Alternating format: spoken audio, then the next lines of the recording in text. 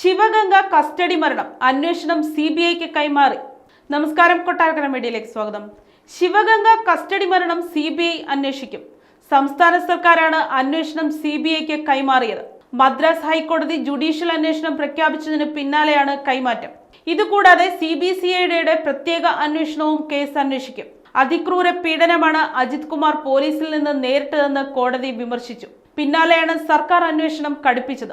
മർദ്ദനത്തിൽ മരിച്ച അജിത്തിന്റെ വീട്ടുകാരുമായി തമിഴ്നാട് മന്ത്രി MK സ്റ്റാലിൻ സംസാരിച്ചു. തമിഴ്നാട്ടിലെ ശിവഗംഗയിലായിരുന്നു കേസിനാസ്പദമായ സംഭവം. മതപുരം കാളിയമ്മൻ ക്ഷേത്രത്തിലെ സെക്യൂരിറ്റി ജീവനക്കാരനായ അജിത് കുമാർ എന്ന 27-കാരനെയാണ് തിരുപ്പൂവനം പോലീസ് മോഷണക്കുറ്റം ചുമത്തി കസ്റ്റഡിയിലെടുത്തത്.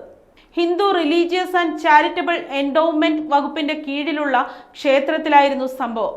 ക്ഷേത്രത്തിലെത്തിയ ഭക്തയുടെ പരാതിയിലാണ് പോലീസ് അജിത്തിനെ കസ്റ്റഡിയിലെടുത്തത്. ക്ഷേത്രത്തിലെത്തിയ സ്ത്രീ അജിത് കുമാറിനോട് കാർ പാർക്ക് ചെയ്യാൻ ആവശ്യപ്പെട്ടു.